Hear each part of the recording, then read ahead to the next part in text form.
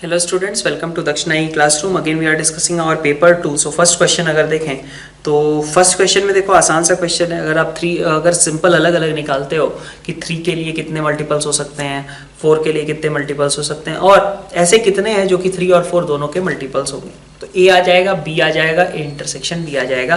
फिर आप सेट के तरीके से क्वेश्चन सॉल्व कर सकते हो। ठीक है, तो फर्स्ट क्वेश्चन में आप देखो कैसे होगा। 3 के मल्टीपल्स अगर हम देखते हैं तो 3 के मल्टीपल्स के लिए 1 2 3 0 एक पॉसिबिलिटी है। भाई टोटल सम कितना है, 10 है ना। जो 5 डिजिट्स हैं उनका सम कितना है, 10 है। तो इन 5 नंबर्स का सम अगर 10 है तो कौन सा नंबर मैं छोड़ दूं सो दैट कि सम 3 से डिविजिबल हो जाए। तो मैंने 4 छोड़ दिया, और मैं क्या कर सकता था, मैं 1 छोड़ सकता था, 4 2 3 0 ले सकता था। ठीक है, 3 से डिविजिबल के लिए यही जरूरी है ना कि sum of digits used should be divisible by 0। तो यही पॉसिबिलिटी हो सकती है। तो 1 2 3 0 से कितने, और 4 2 3 0 से कितने, बस यही केसेस हमें काउंट करने हैं 3 के लिए। ठीक है, फिर 4 के लिए इसी तरीके से देखो। 4 के लिए क्या होगा, 4 के लिए हमारे पास लास्ट के 2 प्लेसेस में नंबर जो है वो डिविजिबल होना चाहिए। तो लास्ट के 2 प्लेस पे हमने 32 भर दिया, पहले 2 प्लेस पे कुछ भी भर दो एक्सेप्ट 0।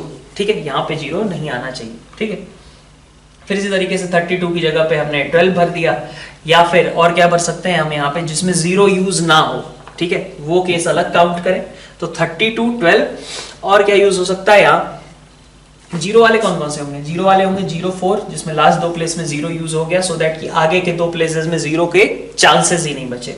ठीक है, 40, ठीक है 20, अच्छा 2 4 भी यहाँ पे आ जाएगा। ठीक है, ये केसेस हो जाएंगे। ठीक है, तो इन केसेस के लिए जबकि यहाँ पे हमें 0 फर्स्ट प्लेस पे नहीं यूज करना है, although we have an option. यहाँ पे तो 0 हमारा पहले ही कंज्यूम हो गया, तो इन 2 प्लेसेस में 0 की पॉसिबिलिटी ही नहीं है। ये आपके पास हो जाएगा सेट ए के एलिमेंट्स, और ये बन जाएंगे आपके पास सेट बी के एलिमेंट्स। ठीक है, अब इसमें से हम देख लेंगे कि कौन से ऐसे केस हैं ए इंटरसेक्शन बी वाले, जहां नंबर हमारा 4 और 3 दोनों से डिविजिबल होना चाहिए। ठीक है, तो 4 और 3 दोनों से डिविजिबल होना चाहिए अगर, तो कैसा केस आ सकता है, हमने कहा था कि 4 0 2 0 ये केसेस ले सकते हैं। ओके, इसमें क्या क्या आ सकता है, इसमें ऐसा हो सकता है कि हमारे पास हमारा नंबर 3 से डिविजिबल होना ही चाहिए। तो 3 से डिविजिबल होने के लिए 1 2 3 0 या फिर 4 2 3 0 ऐसा केस रहेगा। ओके, तो लास्ट के 2 प्लेसेस पे अगर 1 2 आ गया, ठीक, तो अगले 2 प्लेसेस पे हमें 3 और 0 ही भरना है। कह सकता हूं मैं 1 2 अगर यहां आ गया तो 3 और 0 ही यहां पे भरना है, 3 एंड 0। ठीक है, पक्का। फिर इसी तरीके से अगर मैं यहाँ पे 24 भर देता हूं लास्ट के 2 प्लेसेस में, तो 24 तो भरा जा सकता है यहां से, है ना। इसी ऑर्डर में करते हैं, 1 2 के लिए कर दिया, एक बार 3 2 का भी देख ही लेते हैं। 3 2 भी देख लो, अगर हमने लास्ट के 2 प्लेसेस पे 3 2 भरा तो उसके बाद हमें इन प्लेसेस पे क्या भरना होगा, 4 या फिर 0। 2 प्लेसेस हैं, 4 और 0 से ही उन्हें भरना होगा। फिर इसी तरीके से देखो और क्या बन सकता है, और हमारे पास अगर मान लो कि लास्ट के 2 प्लेसेस में हमने भर दिया 24। ठीक है, लास्ट के 2 प्लेसेस में 24 भर दिया, तो 2 4 ये भर दिया, 3 और 0 और भरना पड़ेगा। तो यहां पे हमने कहा कि यहां पे हम 3 और 0 भर देंगे। ठीक है, और क्या हो सकता था, 0 4 के केस में कहें अगर 0 4 हमने भरा तो बाकी 2 प्लेसेस पे क्या भरना पड़ेगा, 2 एंड 3। ठीक है, फिर इसी तरीके से देखो 40 अगर भरा तो फिर से 2 एंड 3, फिर 20 अगर भरा तो फिर से 20 अगर भर दिया तो 4 एंड 3, यही भरना होगा। ठीक है, तो ये हमारा इस तरीके से ए आ गया, बी आ गया और ए इंटरसेक्शन बी आ गया। फिर सेट्स के तरीके से वेन डायग्राम हम बना करके निकाल सकते हैं। ठीक है, क्वेश्चन नंबर 2 देख लो। क्वेश्चन नंबर 2 में हमारे पास क्या दिया हुआ है, एक बढ़िया सी ट्रिग्नोमेट्री की क्वेश्चन है। इसमें अगर हम बात करें कैसे क्लबिंग करनी अच्छी रहेगी, cos 5x minus sin 4x। ठीक है, और साथ में हमारे पास अगर आप sin 7 और sin 3 को क्लब कर देते हो, sin 3x minus sin 7x, plus आपके पास दिया हुआ है cos 2x माइनस का cos 6x। ठीक है, ठीक, और डिवीजन में आपके पास टर्म है ही, डिवीजन में आपके पास गिवन है cos 5x minus sin 4x is equal to 1। ठीक है, ये आपके पास टर्म्स गिवन है, ठीक। तो ये देखिए आपके पास क्या बन जाएगा, 2 into cos 5x minus sine 4x, ठीक है। ये आपके पास क्या बन जा रहा है, 2 cos 5x,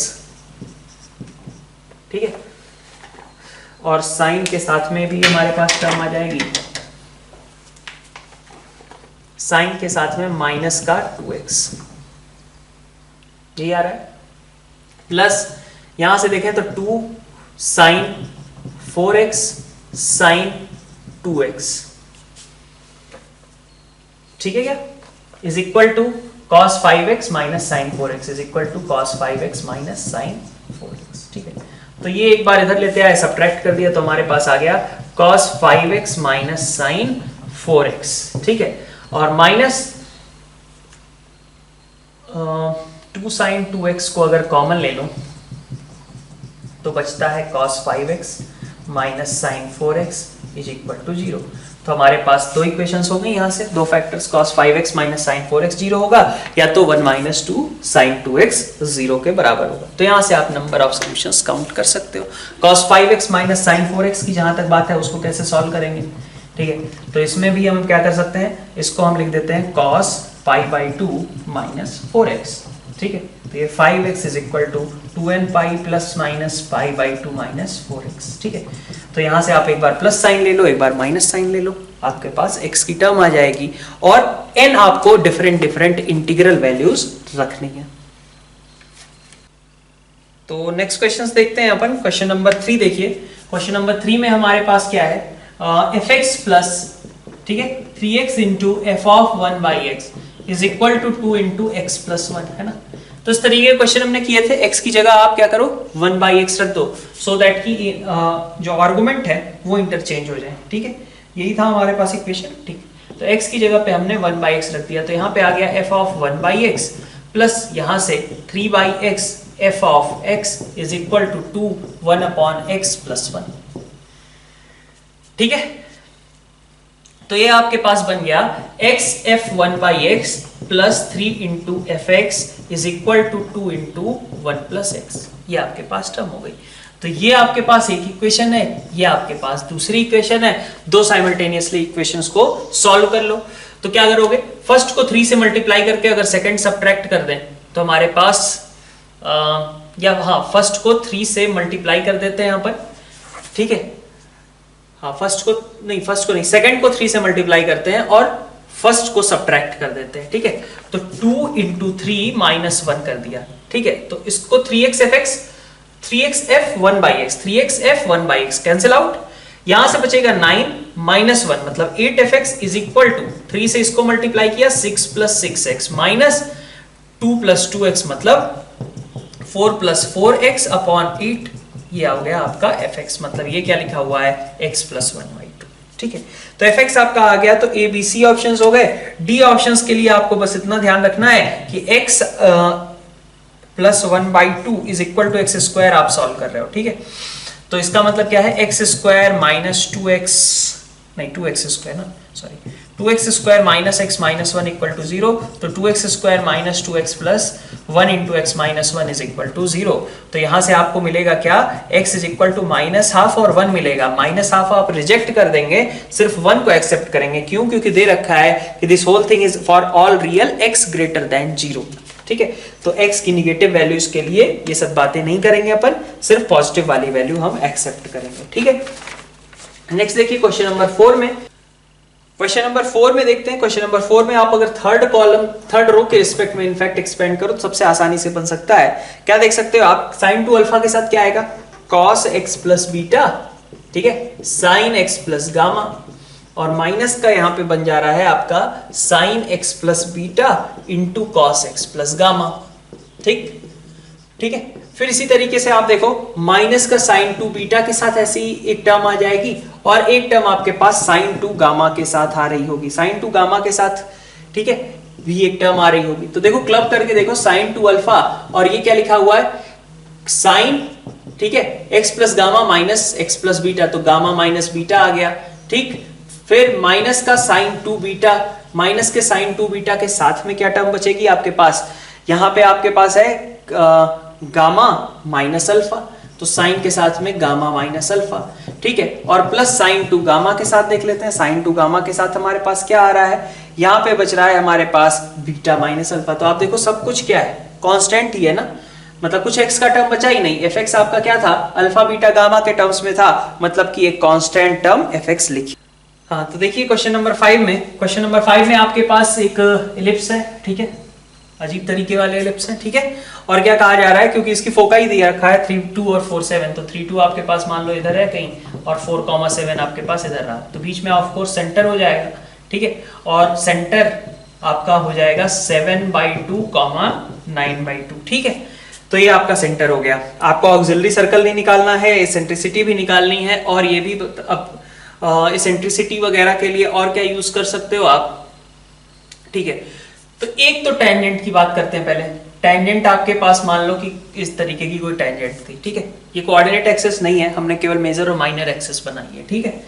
तो x + y - 2 ये हमारे पास टेंजेंट की इक्वेशन थी, ठीक। अब सबसे पहली चीज क्या यूज कर सकते हो, हमने ये कहा था कि कोई भी इलिप्सो प्रॉपर्टी थी एक P1 × P2 = B², मतलब ये जो लेंथ ऑफ परपेंडिकुलर्स होंगे उनका प्रोडक्ट कैसा आएगा, उनका प्रोडक्ट आएगा आपका B² के बराबर, सेमी माइनर एक्सिस के स्क्वायर के बराबर आएगा। तो 3, 2 से लेंथ ऑफ परपेंडिकुलर निकालोगे तो कितना आएगा, 3/√2।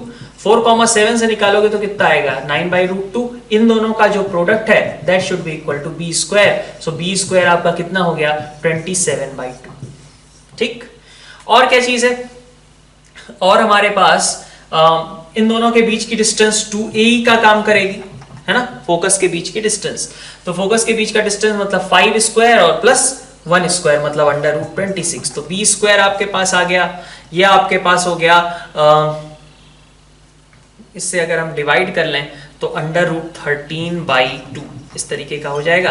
अब आप a² E² = 13/2, और ये है आपका a² × 1 - e² जो कि 27/2, यहां से e निकाल सकते हो, ठीक।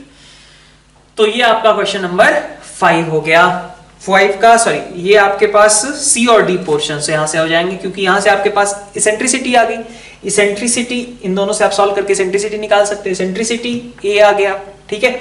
इसेंट्रिसिटी और a अगर आ गए तो आपको ऑक्सिलरी सर्कल की इक्वेशन क्या होगी, x - 7/2 का होल स्क्वायर प्लस y - 9/2 का होल स्क्वायर = a²। यही होता है ना, ठीक है, a² के बराबर हो जाता है। सेंटर इसके सेंटर के बराबर, और ऑक्सिलरी सर्कल का रेडियस हमारा a के बराबर रहेगा, ठीक है। तो ये हमारे पास CD ऑप्शन हो गए। B option of course satisfy होगा ही भाई, क्योंकि सिंपल सी बात है, a, B अगर ये पॉइंट है जिस पे टेंजेंट खींचा गया है तो a + b - 2 = 0, ये तो सेटिस्फाई होगा ही होगा। ए बी उस पॉइंट, उस लाइन को सेटिस्फाई करेगा ही करेगा। और क्या है, और बोल रखा है हमें कि 2a - b। अब इसके लिए हम क्या कर सकते हैं, हम यूज कर सकते हैं अपना कंसेप्ट रिफ्लेक्शन प्रॉपर्टी वाला, ठीक है। रिफ्लेक्शन प्रॉपर्टी वाला कंसेप्ट अगर यूज करोगे तो क्या बोल सकते हो कि 3, 2 को अगर मान लो मैं मिरर इमेज लेता हूं, ठीक है, और उसको वापस से 3, 2 की इस लाइन में जो टेंजेंट है उसमें मिरर इमेज लेता हूं, और उसकी फिर से उसको मैं 4, 7 से ज्वाइन करता हूं। 3, 2 का मिरर इमेज लिया और उसको 4, 7 से ज्वाइन कर लिया, ठीक है। तो हमारे पास पॉइंट ऑफ इंटरसेक्शन मिल जाएगा, और वो पॉइंट ऑफ इंटरसेक्शन किसका होगा, यही a, b के बराबर हो जाएगा, ठीक है। क्या करना था, 3, 2 की मिरर इमेज आप ले लीजिए, ठीक है, सिर्फ रिफ्लेक्शन प्रॉपर्टी का यूज कर रहे हैं हम, ठीक है। ये रहता है ना कि हमारे पास एक साइड से जो ऐसा है मान लो, तो हमने कहा कि ये दोनों इस तरीके के रहते हैं, ठीक है। तो अब सेम वही चीज, अगर इसका हम मिरर इमेज लेते हैं और मिरर इमेज को इधर इस फोकस से ज्वाइन करते हैं, तो जो पॉइंट ऑफ इंटरसेक्शन आएगा वो क्या आएगा, यही आएगा ना।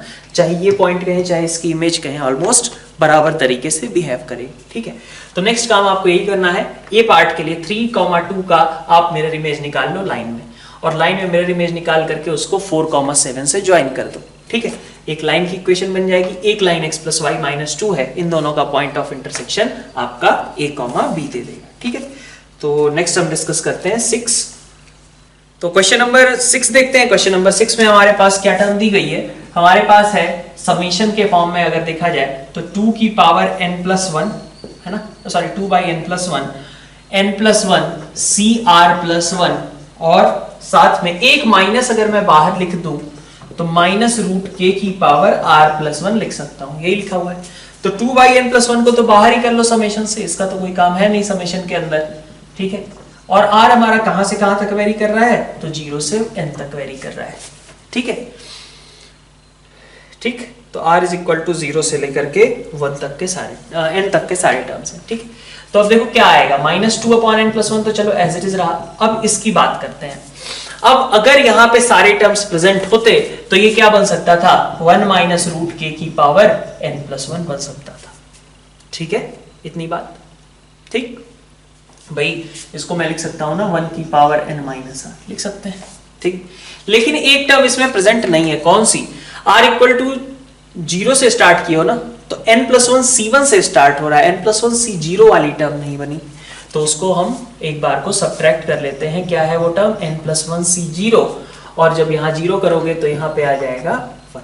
तो आपको नेक्स्ट हमें क्या करना पड़ेगा, यहाँ पे -2/n प्लस वन है, ठीक है, और साथ में हमारे पास यहाँ पे टर्म बचा रही है 1 माइनस रूट के, इसको भी अंदर ही क्लब कर लेते हैं, 1 माइनस रूट के की पावर में n प्लस वन, ठीक है। ये आपके पास टर्म बन गई। अब इसको हमें कहा गया है कि इक्वल टू 1 वगैरह रख करके आप चेक कर लीजिए कि क्या ऑप्शन क्रिएट हो रहा है, ठीक। अब हम ये तो हमारा ए ऑप्शन के लिए हो गया। बी ऑप्शन के लिए हमें कैसे डील करना है, तो बी ऑप्शन के लिए 0 से k x की पावर -12 इंटू 1 माइनस x की पावर 1 माइनस x की पावर में हाफ है, okay, raise to power n, ठीक है, इस तरीके का कुछ दिया हुआ है।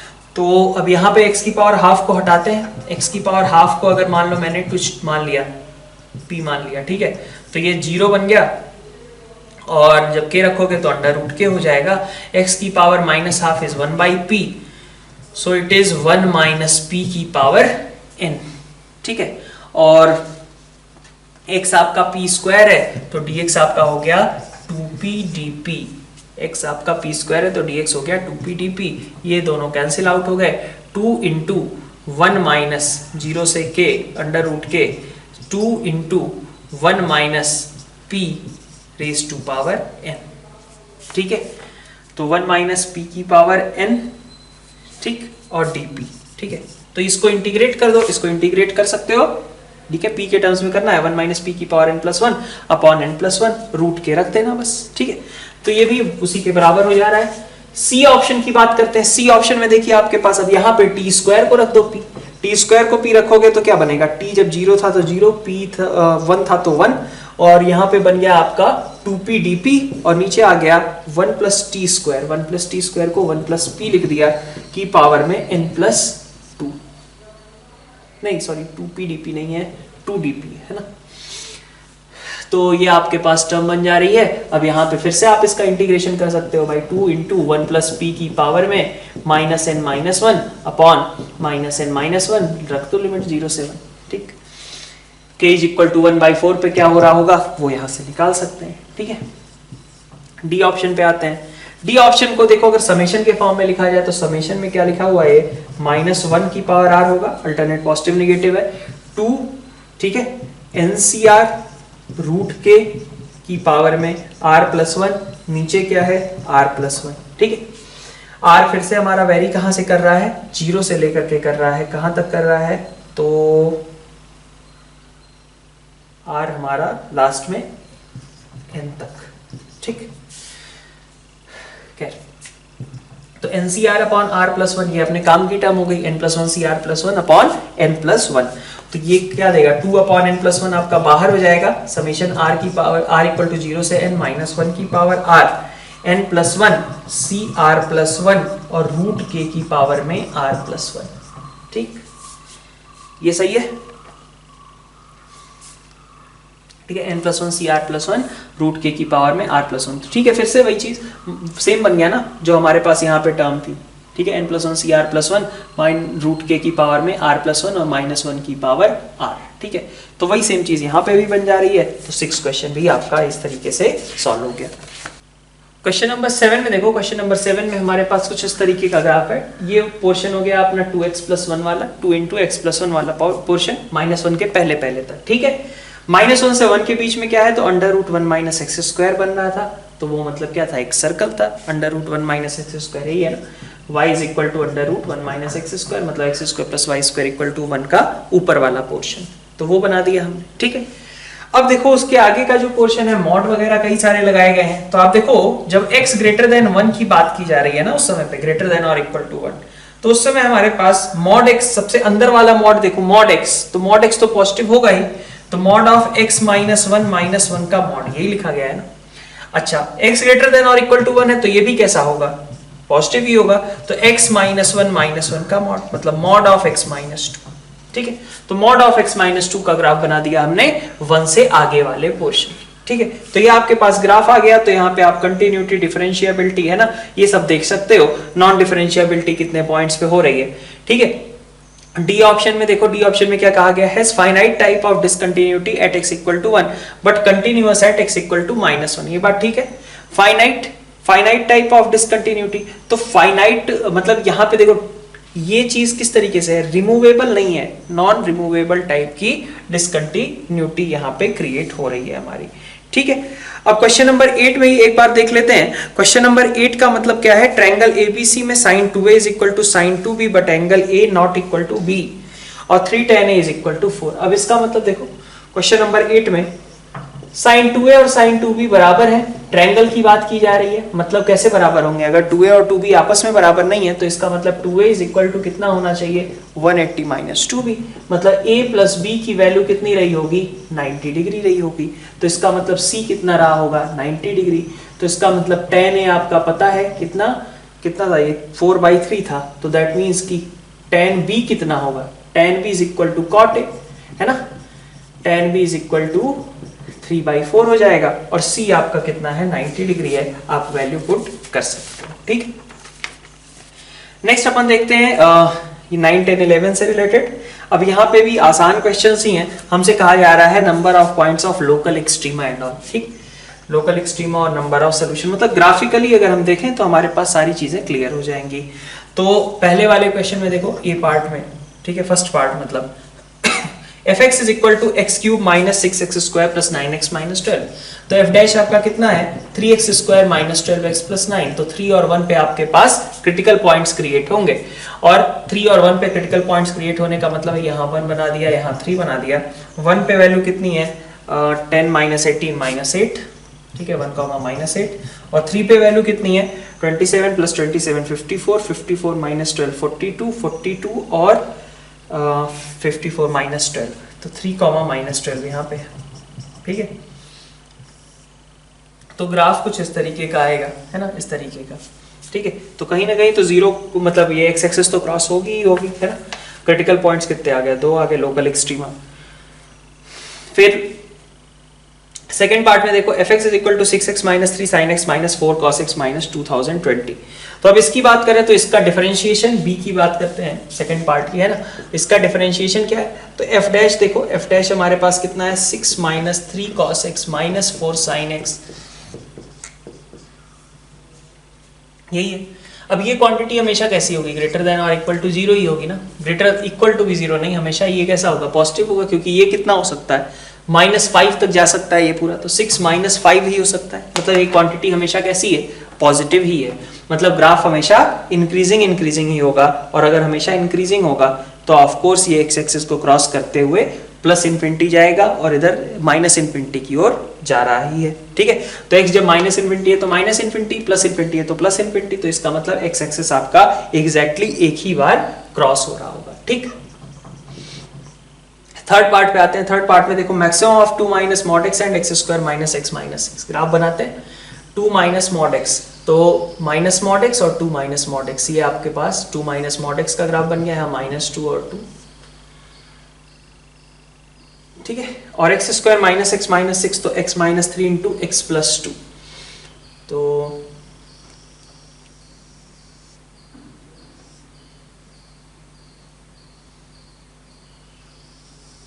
यहाँ पे ऐसा कुछ, ठीक।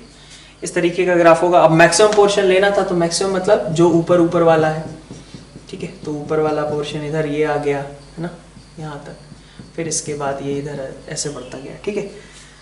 तो एक्स एक्सिस कितनी बार कट हो रही है, एक यहाँ पे कट हो रही है, एक यहाँ पे कट हो रही है और एक यहाँ पे कट हो रही है। इसके अलावा देखें तो क्रिटिकल पॉइंट्स कितने आ रहे हैं एक्सट्रीमा, 1 2 3 है ना, ये हमारे पास एक्सट्रीमा हो जा रहे हैं, ठीक। फोर्थ पार्ट में देखिए 2x minus mod x minus 3, ठीक है, -1। तो अब इसको भी अपन ब्रेक कर लेते हैं, ठीक है। फोर्थ पार्ट में मॉड ऑफ 2x माइनस, पहले मैं केस लेता हूं x ग्रेटर देन और इक्वल टू 3 वाला, ठीक है। तो 2x माइनस x प्लस 3 और इधर -1, तो मतलब कितना हो गया ये हो गया आपका मॉड ऑफ x प्लस 3, जो कि पॉजिटिव ही होगा, -1, तो सीधा x प्लस 2 लिखा जा सकता है, ठीक है।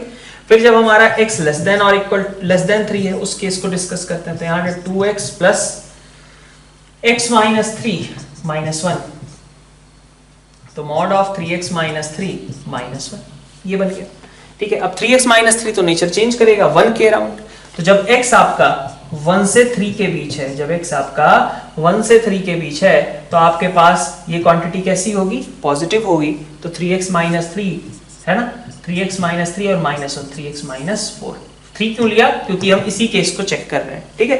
तो 3x माइनस 4 ऐसे केस में होगा, और x जब आपका 1 से भी छोटा है, लेस देन 1 है, तो ये 3 माइनस 3x माइनस 1 मतलब 2 माइनस 3x के बराबर हो जाएगा, ठीक है।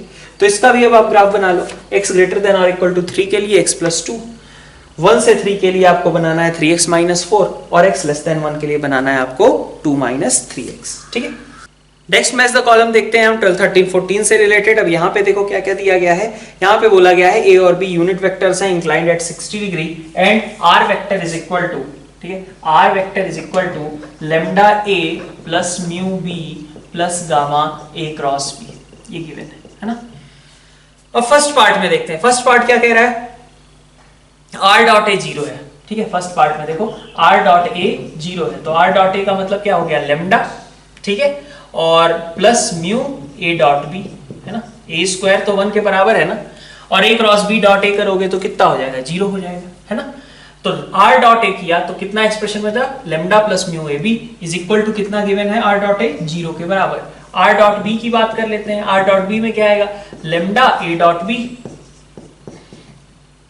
Plus mu mod b square, ठीक है, 1 के बराबर, ये फिर से 0 हो गया, इज इक्वल टू 2, ठीक है। तो ये देखो कितना बचा, lambda plus mu a dot b का मतलब mod a mod b cos theta मतलब बाई 2 इज इक्वल टू 0, और यहाँ पे क्या बचा, lambda by 2 plus mu is equal to 2, यहाँ से लैम्डा म्यू निकाला जा सकता है। अब गामा के लिए क्या इंफॉर्मेशन दी गई, r cross a dot b, इसको ऐसे समझ लें अगर हम तो ज्यादा आसान रहे, r a b का बॉक्स प्रोडक्ट की बात की गई है, मतलब इसको हम ऐसा भी लिख सकते हैं r dot a cross b, कोई दिक्कत नहीं होनी चाहिए, ठीक है। तो a क्रॉस b से हमने इसको मल्टीप्लाई किया, तो r dot a cross b जब करोगे तो कितना आएगा, a dot a cross b 0 हो गया, b dot a cross b 0 हो गया, बचा क्या, गामा a क्रॉस b का होल स्क्वायर, ठीक है। और ये वैल्यू कितनी है, ये वैल्यू है आपका 1 के बराबर, सॉरी ये वैल्यू आपकी कितनी दी हुई है, 1 के बराबर, ठीक है। तो gamma into a cross b मतलब ab साइन 60 का होल स्क्वायर, ठीक है। तो ab का स्क्वायर मतलब 1 और साइन 60 का स्क्वायर, ठीक है, इज इक्वल टू 1। तो यहां से आपके पास गामा की भी वैल्यू आ गई, ठीक। सेकंड पार्ट पे आते हैं, सेकंड पार्ट में क्या है, r dot a is equal to 0 लिखा ही है हमने, लैम्डा प्लस म्यू बाई 2 की वैल्यू कितनी है, 0, और r डॉट b के बारे में भी दिया गया है, r dot b is equal to 1, मतलब लैम्डा बाई 2 प्लस म्यू की वैल्यू कितनी है, 1, तो यहां से लैम्डा म्यू निकल जाएगा, ठीक है। और उसने कह दिया कि r lies in plane of a and b, तो अगर a और b के प्लेन में लाई करता है तो a क्रॉस b की टर्म नहीं हो सकती। याद हो, अगर हम 3 डायमेंशनल स्पेस में ए बी के टर्म में कोई नंबर लेना, कोई वेक्टर लेना चाहते थे, तो उसको हम रिप्रेजेंट करने के लिए क्या करते थे, लैम्डा ए प्लस म्यू बी मतलब प्लस एक ए क्रॉस बी जोड़ देते थे, एक ऐसा वेक्टर जो कि ना तो ए और बी के प्लेन दोनों में नहीं लाई करेगा, ठीक है, इसीलिए जोड़ते थे। तो जब इसने कह दिया कि प्लेन में ही है, एक ए और बी के प्लेन में ही हमें आर लिखना है, तो इसका मतलब क्या है कि ए क्रॉस बी की टर्म वहां पे नहीं होनी चाहिए, मतलब गामा आपका क्या होगा, 0 होगा, ठीक। थर्ड पार्ट में देखते हैं, r cross a is equal to 3a cross b। पहले इसको एक साइड ले आओ, r cross a plus 3b cross a is equal to 0। ठीक है, तो r प्लस 3b आपका कितना हो गया, r प्लस 3b आपका क्रॉस a 0 हो गया, मतलब r प्लस 3b और a पैरेलल है, तो मतलब लेमडा a जैसे हैं, तो r vector is equal to कितना, lambda a minus 3b vector. ठीक, ये आपका r वेक्टर का टाइप हुआ। अब क्या इंफॉर्मेशन दी गई, r dot a is equal to lambda a square minus 3a dot b is equal to कितना है, 1 के बराबर। a स्क्वायर मतलब 1 माइनस 3/2 इज इक्वल टू 1, तो लेमडा की वैल्यू यहां से आपके पास आ गई, lambda is equal to 5/2। Lambda आपका 5/2 आ गया, तो r वेक्टर आपका कितना हो गया, यहां से रख लो 5/2a माइनस 3b, मतलब लेमडा ये है, म्यू यहां पे है आपका, और a क्रॉस b की टर्म आ ही नहीं रही, मतलब गामा आपका क्या है, 0 के बराबर है। फोर्थ पार्ट में देखो, a cross b cross r की बात की गई है, a cross b cross r is equal to a cross b। ठीक है, ओपन कर लेते हैं वेक्टर ट्रिपल प्रोडक्ट, तो b a dot r minus r a dot b is equal to कितना है, a क्रॉस b। अब क्या इंफॉर्मेशन दी गई, a डॉट r 2 के बराबर है, तो रख दो 2b माइनस, और कुछ दिया गया है क्या यहाँ पे, और तो कोई इंफॉर्मेशन है नहीं। ठीक है, तो 2b माइनस यहाँ पे कितना था, r था। ठीक है, 2b minus r a dot b तो खैर कितना है, हाफ के बराबर है, इज इक्वल टू कितना, a क्रॉस b। ठीक, अच्छा ठीक है, तो r vector can be written as, या half r can be written as 2b vector minus a cross b vector.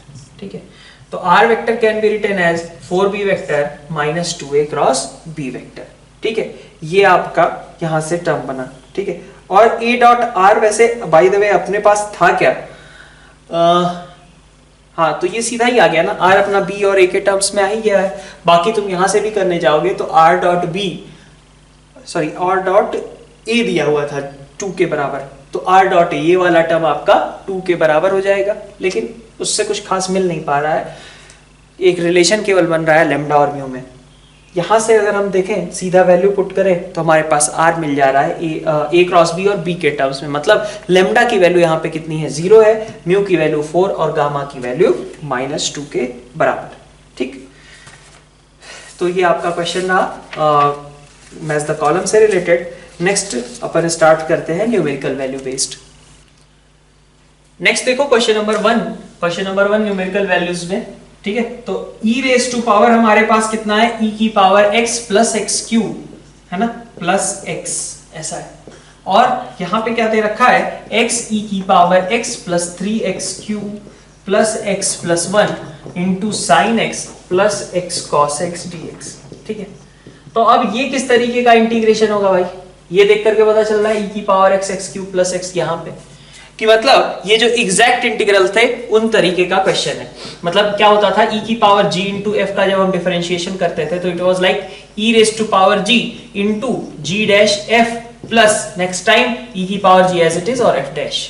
ठीक है, ये होता था, इसी फॉर्म में इसको कन्वर्ट करना है। तो e की power x plus x cube plus x जो था, अगर ये g है तो g डैश में क्या आएगा, e की power x plus 3x square plus 1। ठीक, और यहां पे देखो e की पावर x 3x स्क्वायर का भी जुगाड़ है और 1 का भी जुगाड़ है। अगर हम इन तीनों में से x को कॉमन निकाल लेते हैं तो हमने क्या किया, इंटू x और कर दिया। ठीक है, इससे क्या हुआ, अब इसी को लिख रहे हैं हम थोड़ा अपने काम के टर्म्स में। तो यहां पे देखो हमने क्या किया, इस पोर्शन में से x को कॉमन निकाल लिया। ठीक, और क्या बचा हुआ है,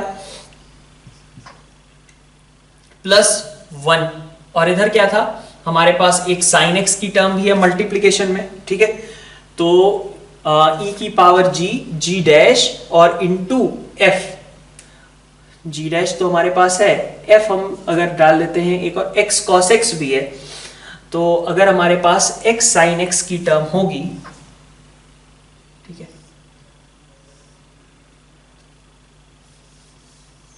इंटू एक्स साइन एक्स, ठीक है, इसमें से हमने क्या किया, ये पूरा टर्म और इंटू साइन एक्स ये अलग कर दिया, और ये टर्म और ये टर्म इनको एक साथ कर दिया, मतलब x cos x plus sine x को एक साथ कर दिया। ठीक, तो अब देखो e की पावर g, ये g डैश, ये आपका f और ये f डैश, ये बन गया। तो अब आप देख सकते हो कि इसका इंटीग्रेशन क्या होगा, e की power x plus x cube plus x into यहां से क्या आएगा f, तो f कितना था x साइन x, ये आपका रिजल्ट हो गया। ठीक, सेकंड क्वेश्चन की बात करते हैं। सेकंड क्वेश्चन में आपके पास कॉम्प्लेक्स नंबर से रिलेटेड क्वेश्चन था, बढ़िया क्वेश्चन दिया हुआ है यहाँ पे। देखो कैसा है कि हमारे पास आर्गुमेंट ऑफ मतलब मॉड ऑफ z1, ठीक है, तो एक पॉइंट है जो कि सर्कल मतलब 1 रेडियस वाले सर्कल पे एग्जिस्ट करता है, तो उसको मॉड z1 से रिप्रेजेंट कर दिया मैंने। ठीक है, ये वाला पॉइंट मान लो z1 है।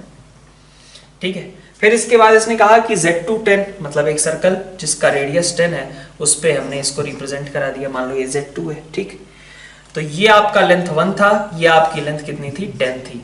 ठीक, ठीक है, z2 10 रेडियस वाला circle with unit centre origin, और z1 भी 1 यूनिट रेडियस का सर्कल जिसका सेंटर ओरिजिन। ठीक, फिर theta is equal to argument z1 minus z2 upon z2।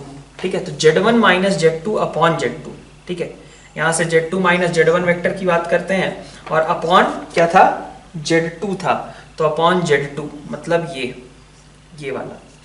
ठीक है, तो मैं पहले इसको लिख लेता हूं, argument of z1 minus z2 upon z2 कहा था। ठीक है, हमारे लिए ज्यादा आसान है इन दो वेक्टर्स के बीच का एंगल देखना, तो हम इसी की चिंता करेंगे, है ना। इसको हम मान लेते हैं कुछ थीटा, तो इसको बोल दिया मैंने, क्या लिखा जा सकता है, पाई प्लस आर्गुमेंट ऑफ यहां से z2 माइनस z1 हो जाएगा, और अपॉन z2। ठीक है, इतना। तो अब ये वाली चीज दिखाई दे गई हमें कि ये पाई प्लस थीटा चाहिए। ठीक है, पाई प्लस थीटा चाहिए, और ये थीटा निकालने के लिए हम किसका यूज करना होगा, हमें यूज करना होगा ये कॉस थीटा। देखो 10 और ये 1 है, और हमें थीटा को मैक्सिमाइज करना है। अच्छा, थीटा तो उसने कुछ और बोल रखा था, इसको अल्फा मान लेते हैं, तो ये अल्फा मान लिया मैंने। ठीक है, अब मुझे tan स्क्वायर अल्फा को मैक्सिमाइज करना था, या tan स्क्वायर थीटा को इनफैक्ट मैक्सिमाइज करना था, तो थीटा हमारा पाई प्लस अल्फा है। ठीक है, तो tan थीटा आपका कितना हो गया, tan theta is equal to tan alpha, tan pi plus alpha tan alpha, तो tan square theta basically tan square alpha है। आपको ये वैल्यू मैक्सिमाइज करनी थी, तो ये वैल्यू निकलेगी कैसे, तो ये वैल्यू निकालने के लिए अपन क्या कर सकते हैं, cos थीटा यूज कर सकते हैं क्या।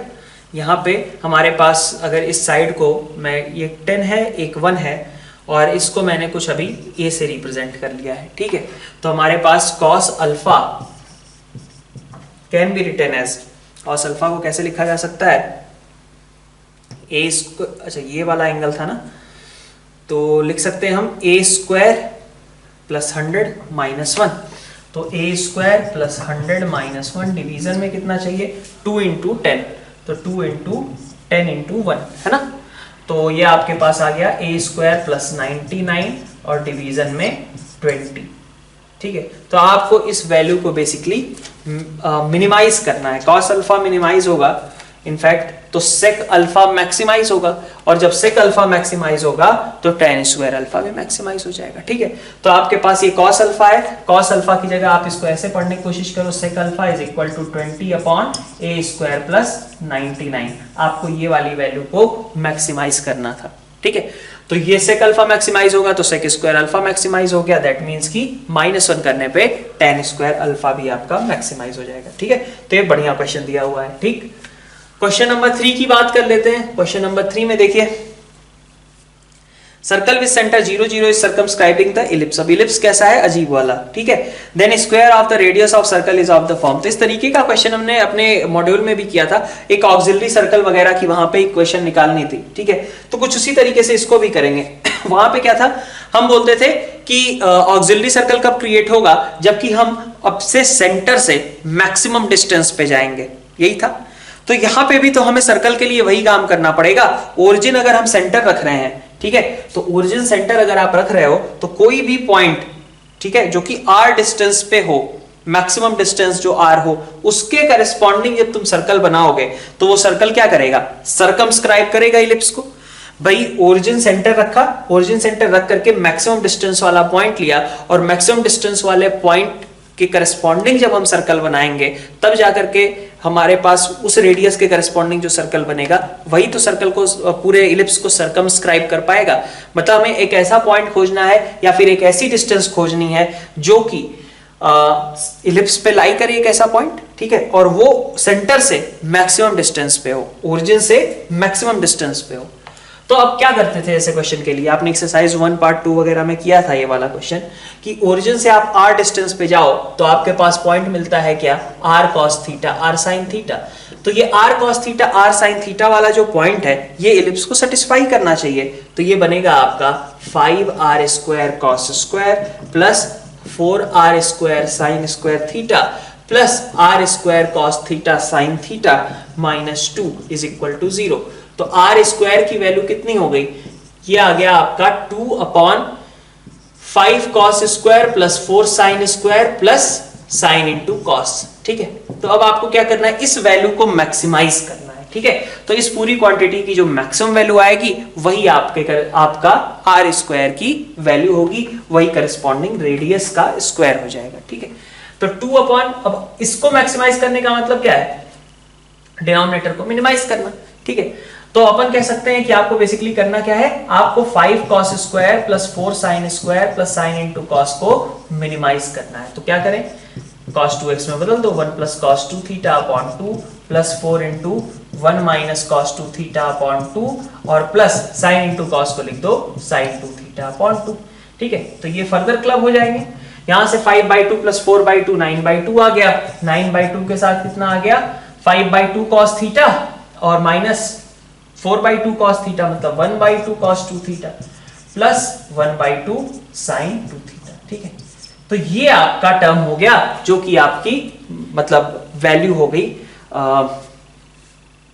cos 2 theta plus sin 2 theta की मिनिमम वैल्यू पता ही है, तो ये ओवरऑल वैल्यू उसी समय मिनिमाइज हो जाएगी, और जब ये मिनिमाइज होगी तो ये ओवरऑल टर्म क्या हो जाएगा, मैक्सिमाइज हो जाएगा। ठीक है, तो ये भी अच्छा क्वेश्चन है, ऑल्दो इस तरीके का क्वेश्चन आप कर चुके हो, अगर नहीं ध्यान है तो एक्सरसाइज 1 पार्ट 2 में आप देख सकते हो। ठीक है, नेक्स्ट देखो क्वेश्चन नंबर 4 में इंटीजर पार्ट की बात की गई, तो इंटीजर पार्ट है तो पहले फ्रैक्शनल पार्ट में उसको बदल देंगे हम।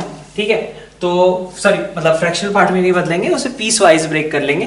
तो हमारे पास क्या दिया हुआ है क्वेश्चन में, क्वेश्चन नंबर 4 में 0 से लेकर के π/4 तक हमें इंटीग्रेट करना है integer part of 3tan square x को। तो भाई क्या क्या इंटीजर से क्रिएट करेगा, 0 से π/4 के बीच जब x वेरी करेगा तो ये आपका tan स्क्वायर x 0 से 1, मतलब ये पूरी वैल्यू कितनी होगी 0 से लेके 3 तक वेरी करेगी, मतलब कभी इंटीजर पार्ट 0 आएगा, कभी 1 आएगा, कभी 2 आएगा, और 3 हो सकता था किस पॉइंट पे, एग्जैक्ट π/4 पे। ठीक है, तो उसकी चिंता तो हमें करनी नहीं है। तो हमारे पास क्या आएगा 0 से लेकर के, ठीक है, अब देखेंगे हम क्या कि 3tan स्क्वायर x 1 कब बनता है, तो 3tan स्क्वायर x 1 कब बनेगा, π/6 पे बनेगा, और इसका मतलब कि उस दौरान हमेशा 0 से π/6 के बीच अगर देखें तो tan स्क्वायर x हमारा 0 से 1/3 के बीच है, और जब ये 0 से 1/3 है तो इंटीजर पार्ट कितना मिलेगा 0। फिर देखो π/6 से लेकर के जब 3tan स्क्वायर x, मतलब यहाँ पे क्या बात कर रहे हैं, जब 3tan स्क्वायर x 1 से 2 के बीच होगा तो 1 π/6 पे होगा, 2 कब होगा वो देख लेते हैं, मतलब 3tan square x is equal to 2, मतलब tan square x is equal to 2/3, तो tan इनवर्स √2/3। ठीक है, ये आ गया।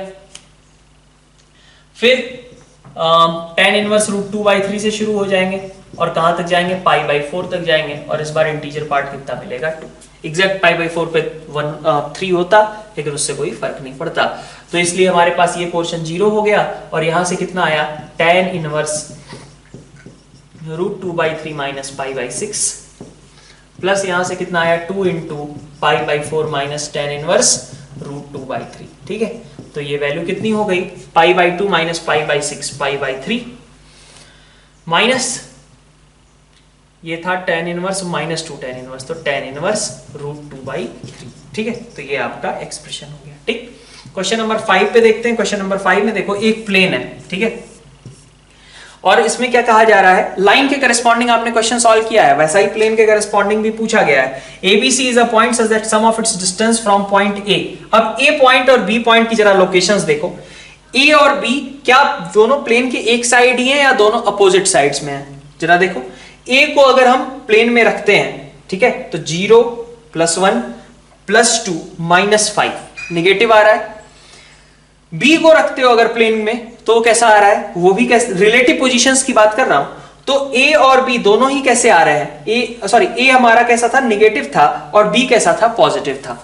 तो इसका मतलब क्या हुआ, अगर ए को मैं प्लेन के इस साइड बनाता हूं तो इसका मतलब बी कहां रहा होगा, कहीं दूसरी साइड रहा होगा बी, ठीक है। अब हमें कहा जा रहा है कि एपी मतलब such that distances of points A and B is least sum of its distances, ठीक है। तो बताओ तुम जरा कि कौन सा पॉइंट मिनिमम डिस्टेंस, मतलब कौन सा रिक्वायर्ड पॉइंट होगा। भाई अगर देखो तुम इन दोनों को एक लाइन में ज्वाइन कर देते हो ए और बी को, तो पक्का ये जो पॉइंट पी आएगा यही मिनिमम डिस्टेंस क्रिएट कर सकता है, सम ऑफ डिस्टेंसेस मिनिमम क्रिएट कर सकता है, क्योंकि इसके अलावा हर एक केस में क्या होगा, ट्रायंगल बनना शुरू हो जाएगा। और ट्रायंगल मान लो पी डैश मैं यहां पे लेता हूं, मैं सोचता हूं कि ये नहीं है पॉइंट, ये है, तो क्या होगा, पी डैश ए प्लस पी डैश बी, ये तो ऑफ कोर्स ए बी से बड़ा ही होगा। इसका मतलब अगर हमें मिनिमाइज करना है तो हम क्या चाहते हैं, बेसिकली ए बी और प्लेन का इंटरसेक्शन पॉइंट, ठीक है, और वही पॉइंट हमारा काम कर जाएगा, क्योंकि हमें मिनिमाइज करनी थी डिस्टेंस, और मिनिमाइज तभी होगा जब ए बी पी तीनों मिलकर ट्रायंगल ना बना पाए, मतलब कोलिनियर हो। जब अगर यही ए और बी दोनों एक साइड होते तो क्या करते थे हम, बी का मिरर इमेज निकालते, बी का मिरर इमेज से लेकर के ए को ज्वाइन कर लेते, या फिर ए का मिरर इमेज निकालते और उससे बी को ज्वाइन करते, जो पॉइंट ऑफ इंटरसेक्शन आता वही रिक्वायर्ड होता। यहाँ पे क्या है, यहाँ पे हमारे लिए चीजें आसान कर दी गई, ए यहाँ पे था, बी यहाँ पे था, तो दोनों को ज्वाइन किया हमने सीधा, तो पॉइंट ऑफ इंटरसेक्शन जो पी मिल रहा है वही रिक्वायर्ड है, ठीक है। बिल्कुल लाइन में जैसे क्वेश्चन किया था उसी तरीके से है, ठीक है। अब यहाँ पे देखो क्वेश्चन नंबर 5 में अब हमें करना क्या था, बेसिकली ए बी लाइन की इक्वेशन लिखनी थी। तो ए बी लाइन की इक्वेशन आप लिख सकते हो। ए बी लाइन की इक्वेशन क्या है, x - 0, ठीक है, डिवीजन में कितना 3 is equal to y - 1 upon 4 is equal to z + 1 upon 0, ठीक है। ये आपके पास लाइन की इक्वेशन थी। तो मतलब आप पॉइंट अगर लोगे तो कैसा लोगे, 3 लैम्डा 4 लैम्डा + 1, ठीक है, और -1, इस तरीके का पॉइंट लोगे, और ये पॉइंट क्या होगा, प्लेन की इक्वेशन को सेटिस्फाई करेगा। तो प्लेन क्या है ना, पॉइंट ऑफ इंटरसेक्शन निकाल रहे हैं लाइन का और प्लेन का। तो प्लेन क्या था, x + y - 2z = 5, ठीक है। तो रख दो 3 लैम्डा + 4 लैम्डा + 1 मतलब 7 लैम्डा + 1, और -2 × -1 मतलब +2 = 5। लैम्डा की आपके पास वैल्यू आ गई, लैम्डा आ गया मतलब पी पॉइंट आपके पास निकल गया, ठीक है। क्वेश्चन नंबर 6 देखते हैं।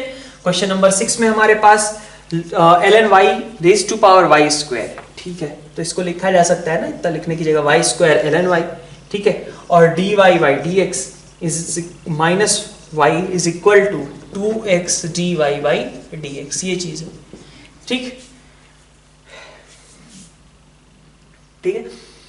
तो इसमें क्या कर सकते हैं हम,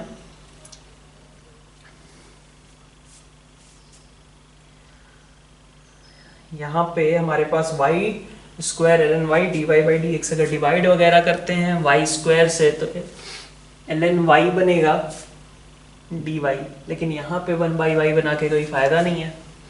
इधर 1/y होता, इधर ln y होता तो फिर भी सब्स्टिट्यूशन कर सकते थे। तो नेक्स्ट स्टेप अपन क्या कर सकते हैं यहाँ पे,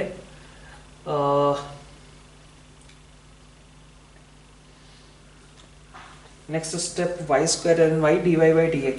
तो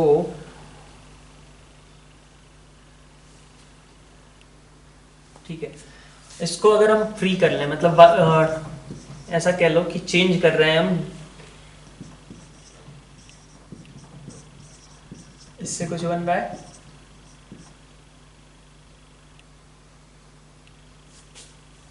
y² ln y dx/dy और 2x। तो ऐसे में हमारे पास ये बन जा रहा है आपका y dx/dy और प्लस आपका 2x = y² ln y, ठीक है। तो ये आपका बन गया dx/dy plus 2/y × x = y ln y, ठीक है। तो ये भी लीनियर डिफरेंशियल इक्वेशन ही लिखी हुई है, किसके टर्म्स में, तो x के टर्म्स में, है ना।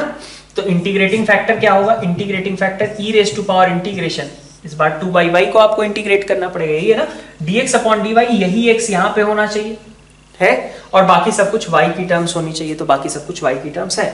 तो e raise to power integration 2/y, e raise to power 2 ln y मतलब कि y स्क्वायर, ठीक है।